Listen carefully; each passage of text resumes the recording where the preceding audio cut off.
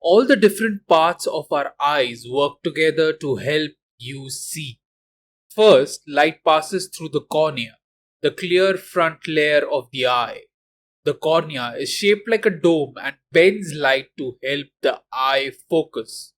Some of this light enters the eye through an opening called the pupil. The iris controls how much light the pupil lets in. Next, light passes through the lens, a clear inner part of the eye. The lens works together with the cornea to focus light correctly on the retina. When light hits the retina, a light sensitive layer of tissue at the back of the eye, special cells called photoreceptors, turn the light into electrical signals.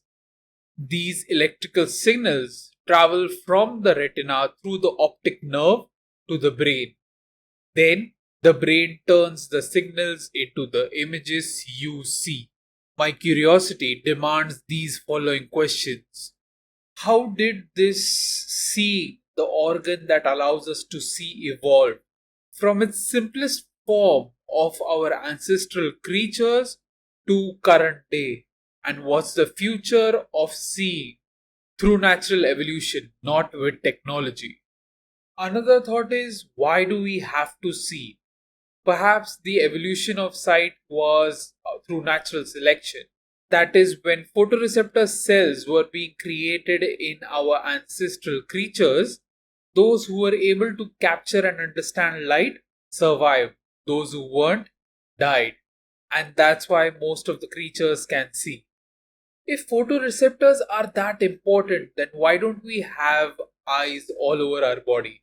Like, for example, two in front, two at the back of my head, two on top, and some on my hands. So that I get a complete three-dimensional picture of my surroundings so that I am properly protected. Again, this could be because of natural selection. That is, there must have been some creatures with a lot more eyes, but they did not survive. One example for that could be just how eyes are our advantage, they are also our big disadvantage. Like when someone points a flashlight straight into your eye, you get disoriented and are incapacitated. So, having more eyes could mean that you having more weak points. Hence, 2 is the ideal amount. Okay, what about colors? Why do we need to have colors? You see, colors don't exist in the objective world. It is the creation of our mind, this color coding of specific frequencies that allow us to see our world as a very rich place, colorful place, beautiful place. But if we consider that every piece of evolution is through natural selection, means every piece of evolution is for our survival. So, how do being able to see colors, different colors, is an evolutionary advantage? How does it help us survive? Finally, as per the explanation, light that is reflected by the surrounding falls on our retina. There, the photoreceptors turn this light into a perfectly coded electrical signal that is sent through an optic nerve to our brain.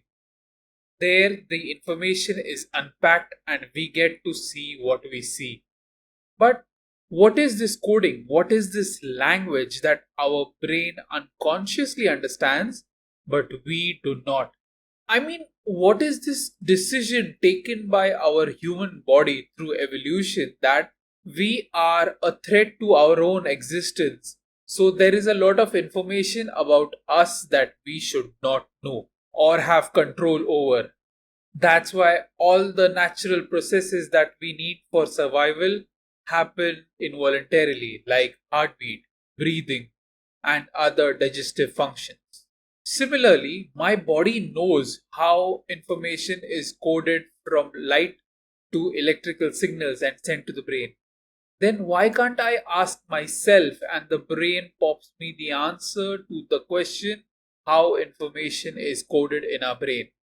Could it be that our conscious mind and our unconscious mind are so far apart that Even though we understand language enough to communicate with each other, our unconscious mind does not understand the language we speak and the intentions we have.